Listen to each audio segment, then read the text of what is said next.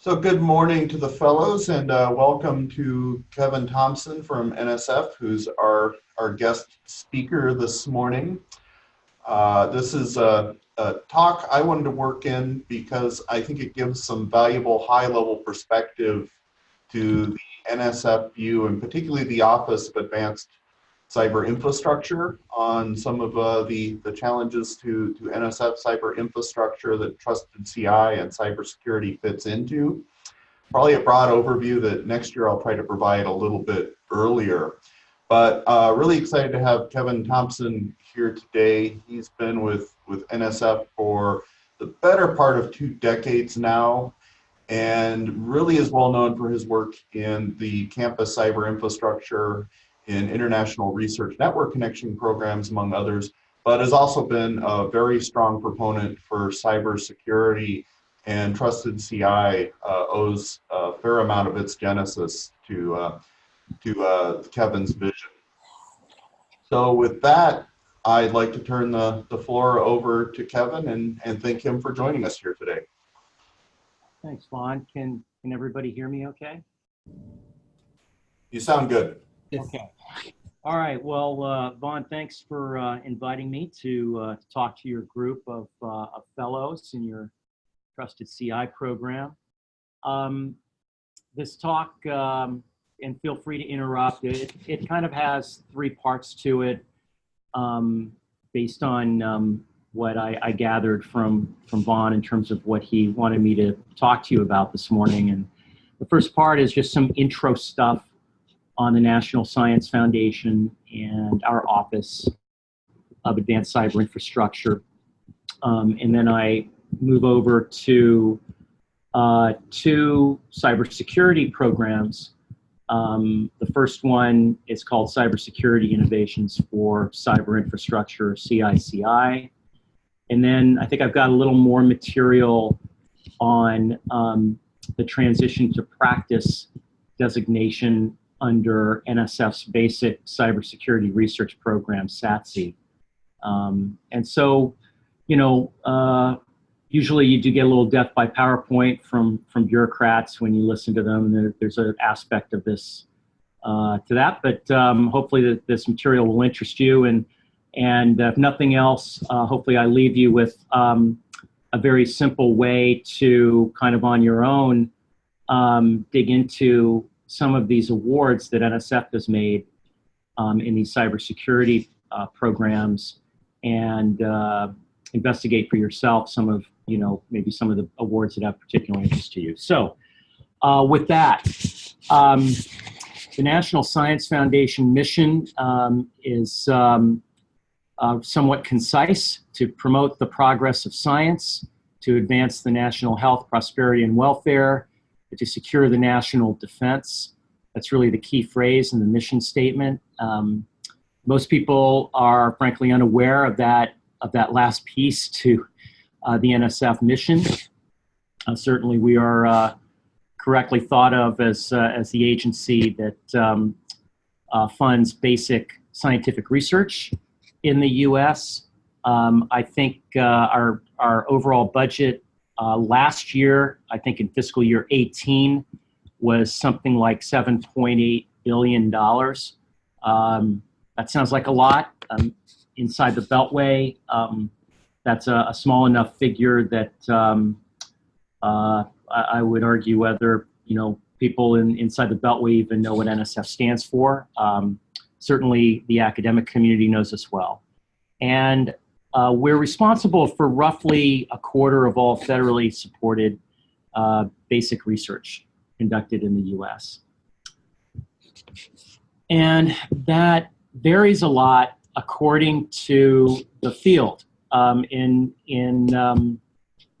this is a little dated, but the numbers are roughly equivalent here. I think 4 years on in fiscal year 19. These are numbers from fiscal year 15, so they varied a little bit, but I think these are approximations of what they remain true today. And it's also, this slide also gives you an idea of how we're broken up at NSF in research and engineering directorates. One of the directorates is called engineering. Math and physical sciences might be the largest science directorate we have by overall budget and just sheer size and scope of programs. And we have several other science directorates, including biosciences, geosciences, which isn't listed here on its own. And we note at the bottom there, it's interesting, in my directorate for computer sciences, NSF is responsible for the vast majority of federal support for basic academic research in computer science. Cyber infrastructure as a term did not exist in the NSF vocabulary 20 years ago. I think in the early 2000s, this term started appearing. We still think strategically about its role in science, but this one phrase I think is a nice way to summarize its role in advancing, enabling, transforming science in the 21st century. And included in that phrase is the term trustworthy. The term sustainable CI is one that I crassly sometimes joke is a little bit of an oxymoron. That's I think that's been maybe one of our greatest challenges, is to understand how to provide what we call cyber infrastructure in a sustainable way to help seed those things so that the community can sustain their own investments. In my office of OAC, we have an annual budget that exceeds about $220 million. That number is from FY18. I think that number for fiscal year 19, which we're about to end here, the end of September, is in the same ballpark. As a division, we are known to get fewer proposals in than the other divisions in size, which I don't show here, but those are more basic research divisions in computer science. We actually have a pretty good success rate. In OAC, that 32% success rate, I think, is somewhat higher than the NSF and even the overall size average. That also includes proposals that we get in for things like workshops and small focus studies that come in unsolicited, that have a higher degree of success because we expect them in, and have talked through that with the PI. On the right side of this slide is a really good look at what we mean by cyber infrastructure. If you were to break it up, and I think my next slide shows programs that represent these components of cyber infrastructure. We're best known in the community, and for good reason, given really most of our money historically has gone towards a couple of these areas, specifically computing resources, and historically in the form of supercomputers. And then coincident with that has been the coordination and user support side of access to high performance computing. Exceed is the largest example of that, going into now its second 5-year era. And in fact, the predecessor to Exceed was called TerraGrid.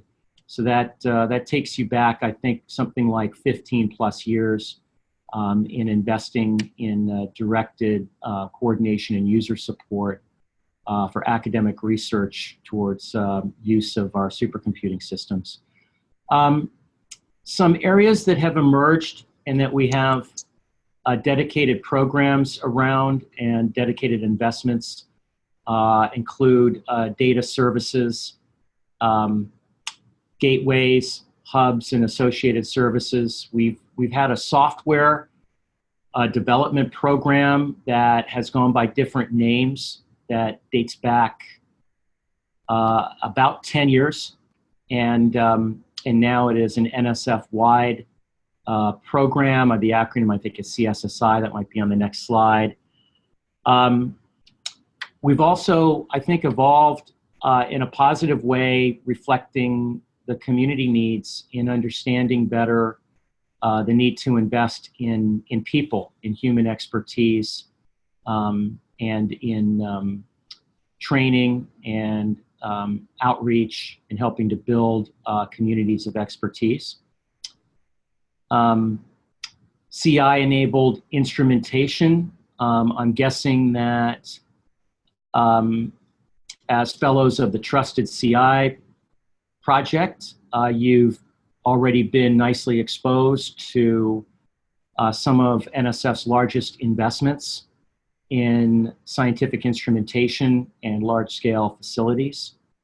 My area is mainly in networking. I'm a recovering network engineer from long ago.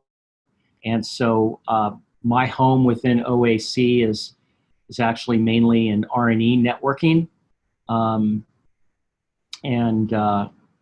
That component here in OAC also includes the cybersecurity programs and investments.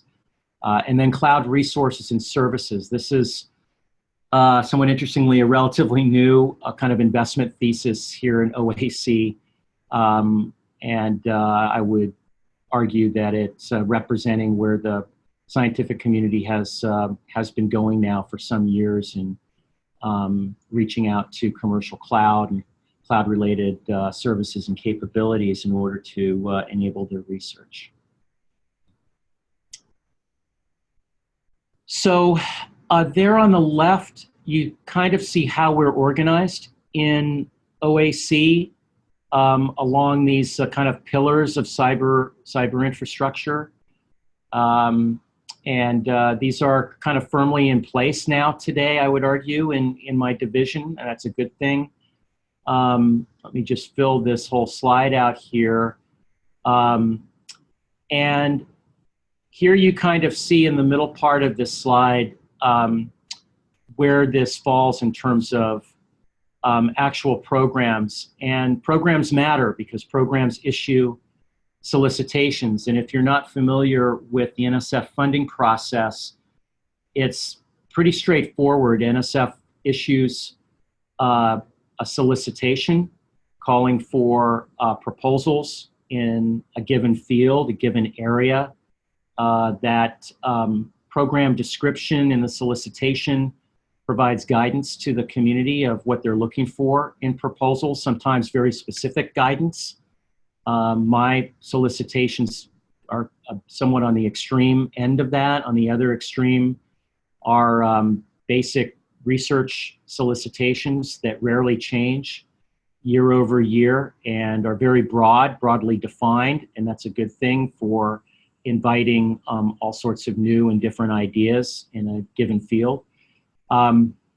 Here in OAC, you'll see some more specifics in the solicitations that we put out. These solicitations tend to have specific due dates. We get proposals in. We fund them according to review criteria. You'll see a little bit of that in a few slides from here in the context of CICI and SaTC TTP. And we do those reviews using a peer review system.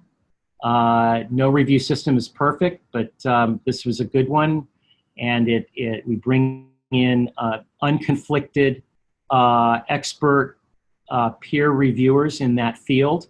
And we usually sit them down in a room and we spend a couple of days discussing the proposals that have come in.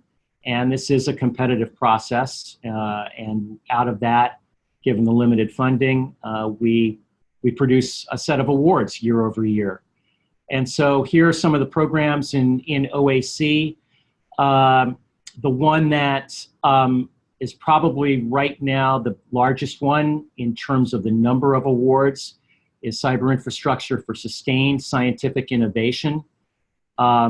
That's kind of a nicely hidden term for a software development program that has combined in with our data building blocks program. And that's an NSF-wide program that has participation from all the other floors of the agency as well. In terms of probably the size, in terms of overall investment, money-wise, year over year, That would remain out of the computing, the HPC part. And the most recent solicitation relevant there is NSF 19-534 ACCS. You can Google that number and you will find the most recent solicitation. I believe that there is another due date coming up on that solicitation going into fiscal year 20. My programs that I spend my time working with are the Campus CI, CC STAR program that Vaughn alluded to earlier. There's a lesser known international version of that program that is really networking only called IRNC. And then I'll talk somewhat on CICI and SaTC TTP here in a moment.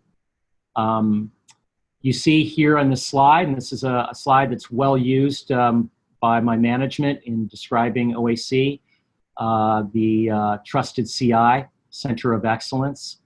We also have some what we call pilots underway in some of the other areas of the division that speak to the CI Centers of Excellence that we're trying to create and sustain.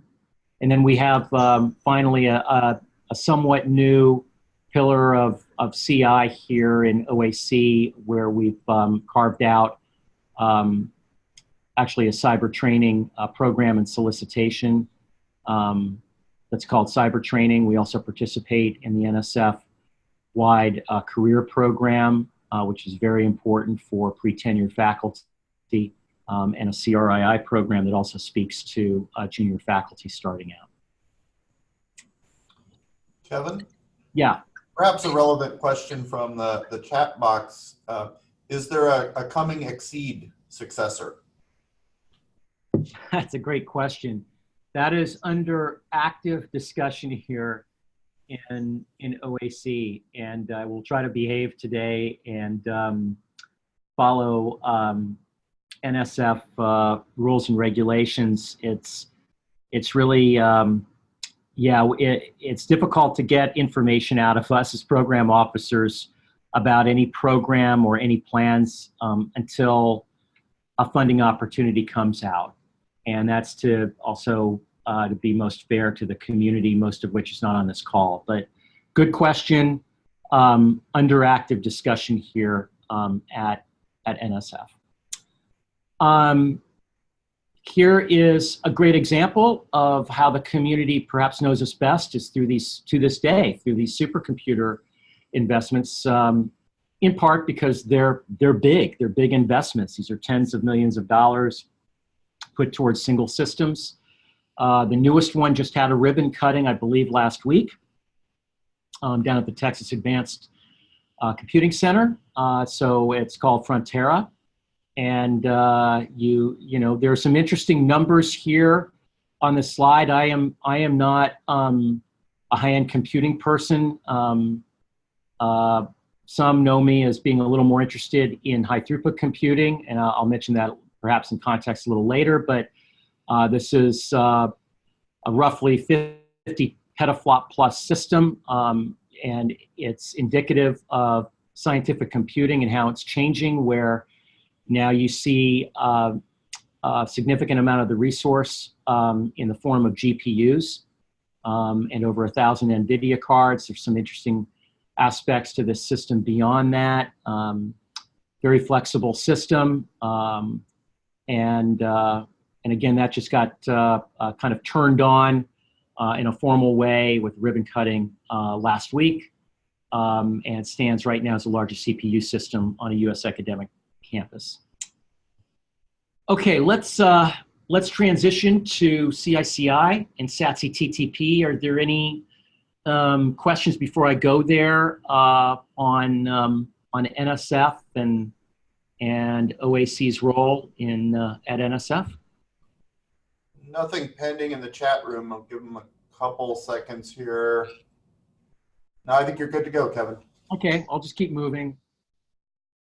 So we have our own program in OAC dedicated to cybersecurity investment. You know, looking back 15 or so years ago, a little longer than that, when a new division got carved out in CISE in the early 2000s representing cyber infrastructure, and it went by a different name back then. Really, cybersecurity investments were anything but front and center. We back then started to invest through what is now known as SaTC in small chunks. But Anita Nikolic, who was an IPA here, was really the central figure in creating about 5 years ago our own program in OAC. And so FY19, I think, represented the 5th year of this program, where it's really directed towards investments that impact scientific environments, the trustworthiness and security of scientific environments, and operational cyber infrastructure.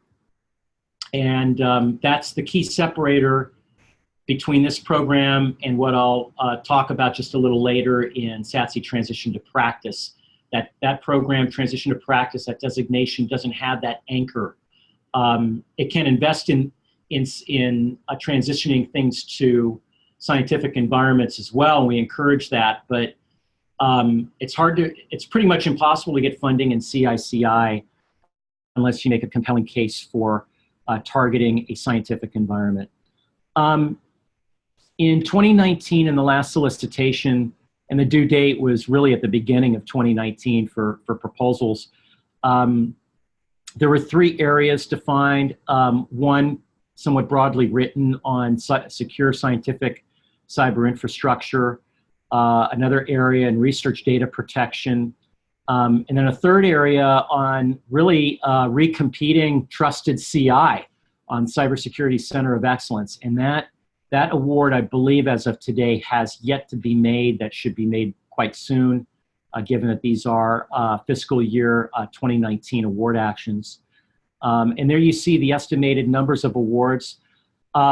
We got a slower response in 2019 in CICI in those first couple of areas. That 3rd area was a special area. The first 2, SSC and RDP, tend to have been repeats of previous years. And we did get a lower number of proposals in, and consequently we're going to see a smaller number of awards coming out in 2019. But those are the numbers that we gave in the solicitation for expected levels of funding. The Cybersecurity Center of Excellence Award is kind of special, a single award in that area, much larger than $1 million.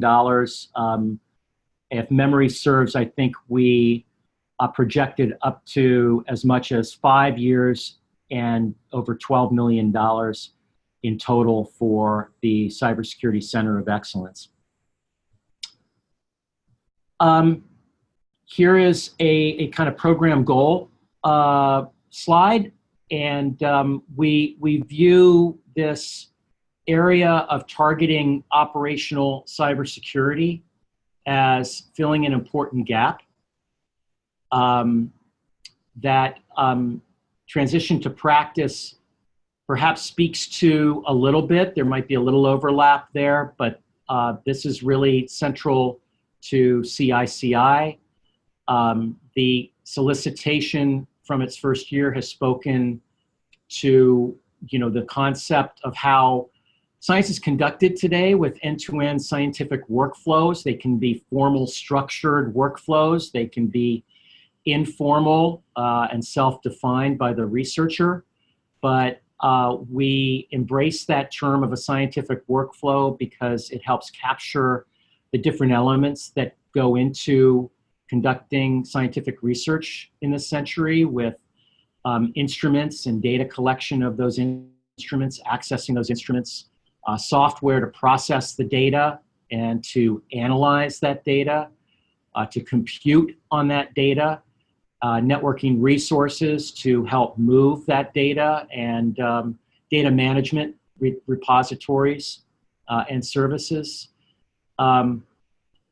CICI also reflects the challenge of open access to scientific data and tools and the trustworthiness of those methods. CICI encourages novel designs and security models and frameworks, and to better understand the security posture at sites and campuses. So just as a brief aside, NSF, for every proposal it receives, applies two main review criteria: intellectual merit and broader impact. And those are somewhat self-explanatory. If you want to talk further about that, I actually have a couple background slides that has some bullets along those lines that we give directly to peer reviewers in their guiding them on their written reviews of proposals. But also, in addition to those two main review criteria, programs often insert program-specific review criteria. Here's the list of those additional review criteria specific to CICI. The science-driven aspect is actually something you'll find across most, if not all, OAC solicitations as an additional review criteria. To what extent is the proposed project science-driven? If we can't make that tie in OAC to one of our investments, it's questionable whether we should be, frankly, investing in that. The exception there is in some basic research into cyber infrastructure itself, and we're part of a core research program in CISE that allows that outlet as well. So there's so it's not set in stone, but certainly in CICI, that's front and center. We want to see also at the same time at NSF, this is really true across the board also, some level of creativity and innovation, close collaborations among the stakeholders. I try to make that loud and clear in the CC Star solicitation in wanting to see scientists involved in the project. So that the same is true in CICI. There are different ways to get them involved. We want to see leveraging of existing capabilities, whether NSF has invested in those or not. What exists out there, what are you doing differently, or how are you leveraging what's available? And then sustained impact. What potential does the proposed work have for providing benefits beyond the lifetime of these awards? These awards might be 2 or 3 years long, and what is the compelling part of impact on the scientific environment beyond the lifetime of the award? So this is a screen capture. Actually did this just this week. It's hard to read, but that's okay. You can go through our NSF award search and find this set for yourself. This is literally the list of active awards where a keyword CICI appears in the title. It might be missing 1 or 2 awards that forgot to put that in the title of their award, but you see this is a relatively small set. And actually, this is not the complete set. I show the complete set for TTP later, but looking at this own slide, I think this is just page 1 because it's only capturing awards from 2018 and 2019. I can tell that because the award numbers start with 18, or in the case of the last 2 at the bottom, 19, that are very recent awards. They go by different topic areas. Here's one that Von Welch is PI of. In 2018, we had a special category for competing a research SOC for the first time. And so the award number is 1840034. Vaughn, have you talked to the Trusted CI Fellows about this activity? Yeah, Susan presented this a number of weeks ago. Okay, so I will skip this. I'll go to, I thought I had some other examples of CICI awards. I've got a couple CICI specific questions before you go on, if it's a good time. Yeah, 'cause I think the rest of this might be TTP. So I actually forgot to put a couple of slides in here expanding on CC. So let's talk about CC while we have the chance. Cool. So 3 questions actually. So the first is, can you talk about the mix of PI roles in regards to, is it researchers or IT folks in research institutions? IP folks? The mix of principal investigator roles in the proposal submissions, do you see mostly researchers or do you also see IT folks at research institutions? Right, that's a great question. It's a little bit of a mix, but let's just look at this slide. I know it's hard to read, but let's just go down these principal investigators, right? These are the, NSF makes awards to institutions, but we tie that in with a named principal investigator and co-principal investigators. And so, you know, this is an interesting mix, right? So most of these people that you see on this page actually are cybersecurity researchers. In fact, Dr. Chen, Dr. Tian, who are listed at the bottom of the most recent CC awards made in 2019. They are definitely cybersecurity researchers. But here they are given an outlet to maybe apply their research that may already have been put into some sort of platform or piece of code and apply them directly towards scientific environments or entire campuses. We can go back to the top here, securing science gateway cyber infrastructure with Custis. So Marlon Pierce is a well-known leader in the community in the science gateway space. I would argue that he wears dual hats. Jim Basney definitely wears dual hats, right, in both research and a provider of cyber infrastructure. Anirban Mandel, along with Eva Dielman. These are also kind of dual hat people where they spend a lot of their time in trying to innovate in operational cyber infrastructure. That second award from the top is a pretty cool award on looking at doing integrity checks in scientific workflows. And in that case, I think that's specific to Eva Dielman's Pegasus scientific workflow system. So it is generally kind of a mix. And you'll see that mix also in the TTP awards. Great. Second question, Kevin, is CICI more likely to fund innovative solutions for specific fields, perhaps, you know, who's specific, or broader solutions that apply to many fields? Yes, another good question. So I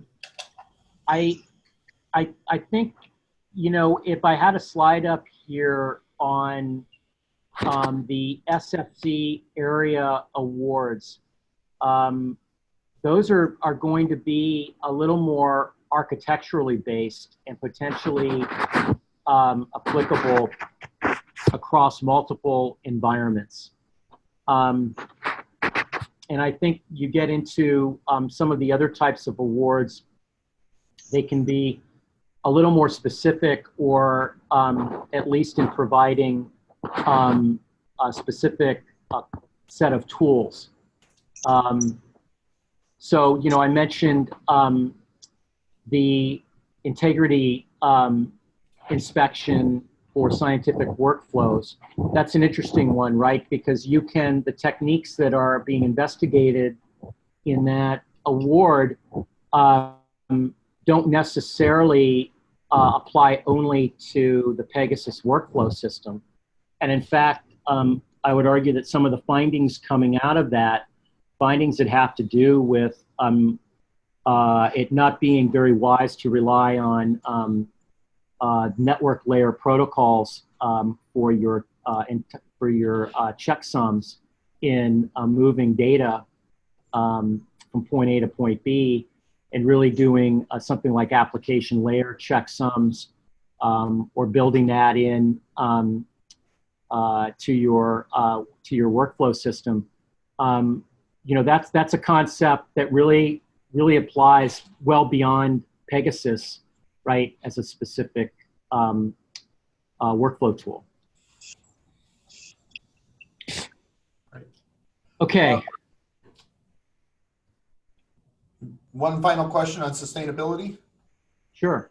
I'm going to paraphrase this a little bit because I'm having trouble. So I think really it's asking a general question around sustainability strategies, and it looks like sort of in a campus setting, right? So if NSF is providing funding for the establishment of, they give an example of a high throughput computing service. Do you have any observations on what sustainability strategies have been effective? That's a great question. I already admitted to kind of struggling with the sanity of the simple phrase of sustainable cyber infrastructure.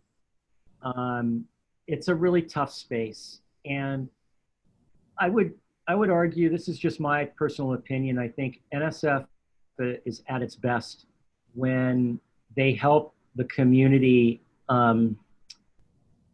to seed some investments and commitments in areas towards advancing science. I'm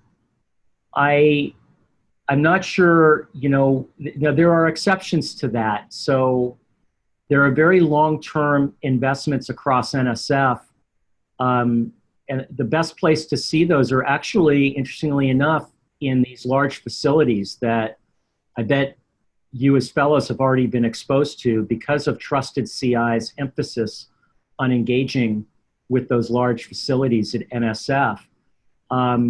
Those are great examples. Those are like generational bets on transforming the way science is done, right? In some of the fields like biosciences with NEON, or with oceanography within geosciences with OOI, even with specific instruments, right?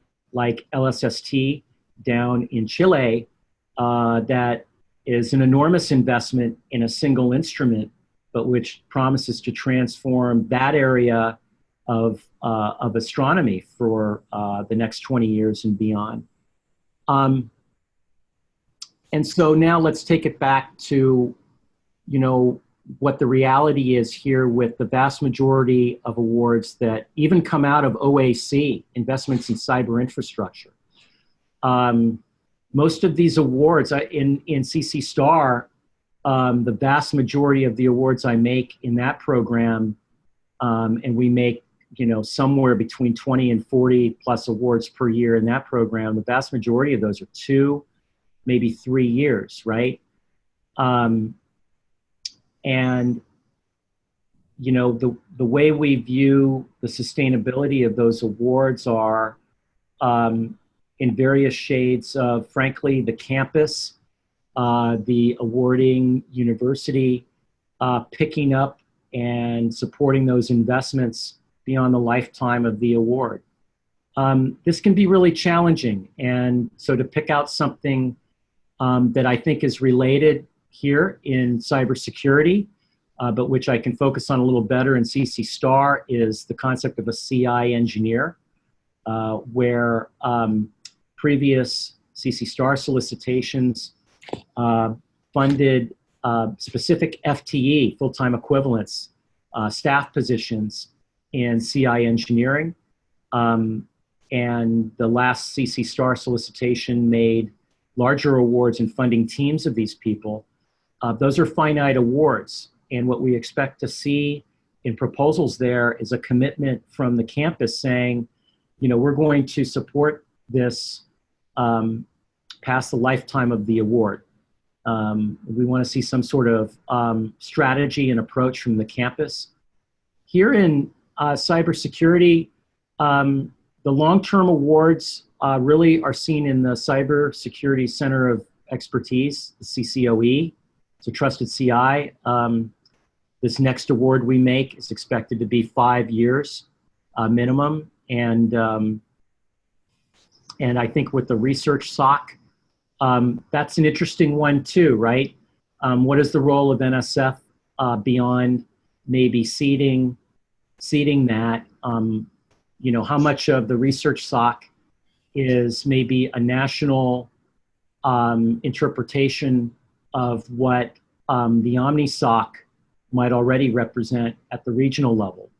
I don't have an answer to that, but when I think of the investments that we've made in CICI in particular, you know, I think of those elements. I think in terms of sustainability for some of these tools that, you know, we're trying to help harden and make usable in both CICI and TTP. It's a tough question, right? Who picks that up? Is it enough to just put it out on GitHub and make it open source? Maybe, maybe not. Although there are some really nice examples of singular investments that have gone a long way towards making something sustainable in the community. One of my favorites isn't even on here because it wasn't specifically a CICI program award. It actually was awarded before the term CICI existed, and that was to Bro, or now what's now called Zeek. And they had actually 2 very important awards in helping them, giving them the funds to rewrite and harden the Bro code to make it, and to document it for that matter, to make it usable, to make it adoptable by the larger community. And those, you know, if you talk to the Zeek principals, they'll tell you that a couple of those awards out of NSF that had a lot less to do with research on the platform and had everything to do with hardening the platform and giving them the resources to help rewrite a lot of the code base made all the difference for them. Okay, I'm cognizant of time. It's 11:15. Let me briefly run through the rest of these slides on transition to practice.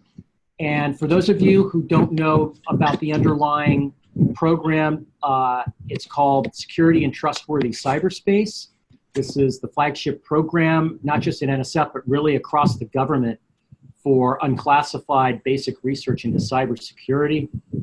It is extremely broad. There's a laundry list of some of the areas.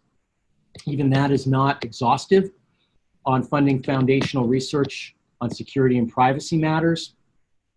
It involves, while the anchor, the home of the program is our computer sciences directorate, it also includes social behavior and economic sciences, mathematical sciences division, mainly on cryptography funding. Also includes the engineering directorate and EHR. The money primarily goes to universities and some nonprofits. That is a massive investment there that we quote from FY17. That is roughly the same number going into FY19. Little known fact, this is the largest research program at NSF. And that number of over 800 currently active research grants, that is a staggering number. That is much, much larger than the normative research program across NSF. Even I'm surprised by that number. The TTP proportion of this is actually pretty small. But we have 3 designations, and a small note, the new SaTC solicitation has been published. I checked on it about 2 hours ago, and it's not quite published. You might have to give us another day, but the revision on this should be visible definitely this week. And that will give some slightly different wording, but I think you will likely see these 3 designations remain in there. Most of the money in SaTC goes towards what's called core. That's the core research program. And then we have had these two ongoing designations, transition to practice and cybersecurity education.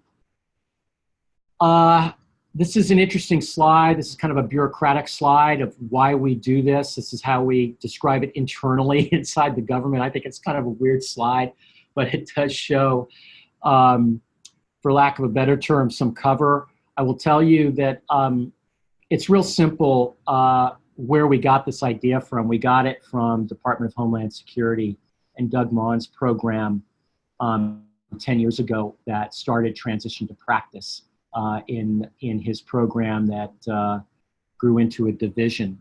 And it's very much a blueprint from what DHS had helped form in addressing the challenges in bridging that gap between usable and successful research that might produce a prototype in a lab, right? And how do you get that out there and leveraged in the real world? And so TTP tries to fund that gap. And here are some words out of the last solicitation describing the transition to practice funding opportunity and supporting development, implementation, and later stage deployment of applied cybersecurity research into an operational environment. Note, this does not have to be a scientific environment. It can be really anything out there. We want to see some aspects to convince us that this actually has a chance of succeeding with system development milestones and an evaluation plan for a working system. TTP also has additional criteria in there, including we want to see what the problem is that's being solved here or addressed, why it's important. We want to see a deployment plan for implementing the capability of the prototype system. We want to see partners on the deployment side on here that don't necessarily have to be commercial, but often they are commercial in the proposals that we see. And we want to see the composition of a proposal team, right, that that has, well, that probably shouldn't be stacked 100% with cybersecurity researchers. I'll just leave it like that. And also, how are they addressing system sustainability post-grant? They're, you know, we've already talked about how challenging that can be, but we want to see some thought put into that. Okay, so here I'm just going to quickly go through a few interesting examples of awards in TTP. Officially, we don't have favorites. I think they're all great, but I think a few of them kind of stand out in representing TTP thematics. And so here's one I forgot to list the PI. It's Justin Kapos from New York University. He's got this interesting platform that the key part of this platform is it allows you to auto-generate cryptographically signed metadata for each step in software development chain. It's called In Toto. And it's an interesting platform that here's a screen capture of their project page. And so this is, if you want to go in and dig into where some of these projects are, you can find quite a lot just by Googling some of these tool names, right? And so In Toto has its own project webpage. They've got great partnerships with some pretty large outfits involved in software development out there. And so you see there, they've got some interesting integration efforts in integrating this platform into GitHub, into the Debian software process. And it looks, I didn't know this until I checked out the webpage. Docker is trying to use this internally to protect some of their pipeline of software development. Okay, so if you were to go on to the NSF award search page and you were to type in for the keyword SaTC : TTP, that's the trick. You kind of have to know what you're looking for. And you click the box for active awards. This is the page that will come up. And there aren't a lot of awards here because we don't make a lot of awards in the transition to practice designation. And, this is hard to kind of understand just reading through the solicitation. We actually only make a handful of awards per year in TTP. So it's very limited funding and therefore pretty darn competitive. But here's your list. And I'm going to pick out, let's see, I think I've got a couple of awards here that I pick out of this. Here's one that we just made. I think this award was just made last week. This is kind of a cool award. This is to Daphne Yao. This is a collaborative. So what I'm not showing here is Daphne's partner, who's Bart Miller at the University of Wisconsin. I think his award is maybe $500,000. So the total collaborative award is actually $1.2 million. This is TTP Medium. And it's targeting the quality of cryptography code in different systems. And so you can find this abstract online. This is the public abstract, word for word. It's a screen capture.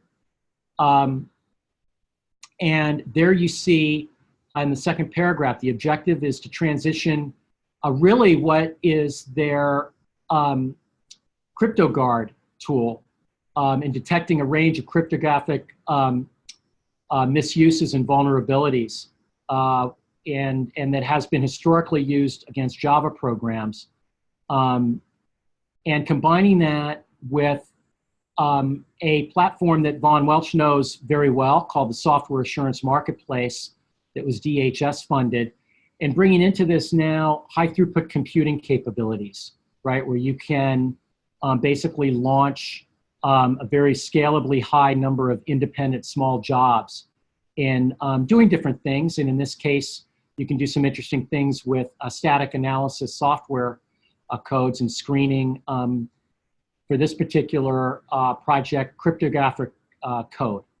And so it turns out that Dr. Yao at Virginia Tech, this is not, and this is a great example of competitive proposals into both CICI and particularly TTP, where there's almost always some underlying research and pre-existing activities that lead into one of these proposals. And from this morning, here's her own group's webpage. And you see the area that her group has been involved in doing current research. Her award is so new, she doesn't even list it yet on her webpage. But here's the blow up of how she describes this area and what her group has been involved in. And you see some interesting things here, right? So, she's been looking into this area of discovering cryptographically related vulnerable code vulnerabilities in libraries and tools for a little while now. And she's given talks on it, right? And so great example. I think it's a great example of a whole field that I think requires more attention and investments into, and that is software vulnerabilities in general. And so this one, again, targets crypto code. Here's another one.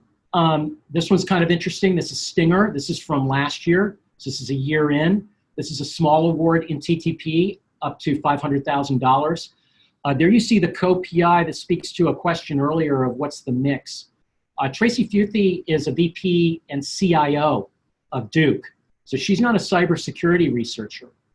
But this is a combination of some cybersecurity R&D and campus-wide deployment of, in this case, an interesting kind of sensor-based cybersecurity threat response system. I did some bad drawing here around the key parts of the abstract for this, but this is kind of a cool award because this is taking a system that they've had in place and operational on the Duke campus, and they're extending it for use to other universities and colleges, specifically with an emphasis on under-resourced institutions in the Mid-Atlantic area and in North Carolina, reaching out to minority serving and smaller institutions. And then building up really kind of a community of practice under this tool. And from that, helping to develop a group of institutions that can provide and share data using these tools and maybe some others. And so really great outreach going on there and a multi-institutional effort that reaches out and includes participation from some smaller institutions. That, by the way, Vaughn, correct me if I'm wrong, but I think Stinger is also has an active role in the Research SOC award. Yeah, that's correct, Kevin. So I ended just before 11. Sorry I took up all that time talking through slides. Hopefully that gives you a little bit of a taste of the investment opportunities from NSF in R&D and cybersecurity in the context of making operational science environments more trustworthy. Any questions?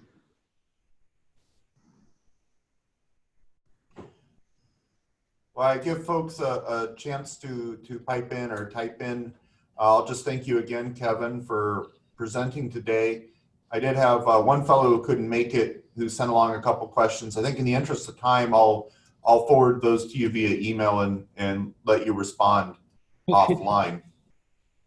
Okay, fair enough. Well, hopefully I'll get to meet some of you in person at one of the future events, maybe as soon as next month, I don't know. Yeah, certainly. If not, the fellows will all be at the summit in October, so there'll be a great chance to meet them all then. Okay, great. And looking forward to that. With that, take care. And again, if you've got any questions, you know where to find me. I've got my email at the first slide there. So thanks. Thank you, Kevin. Thank you.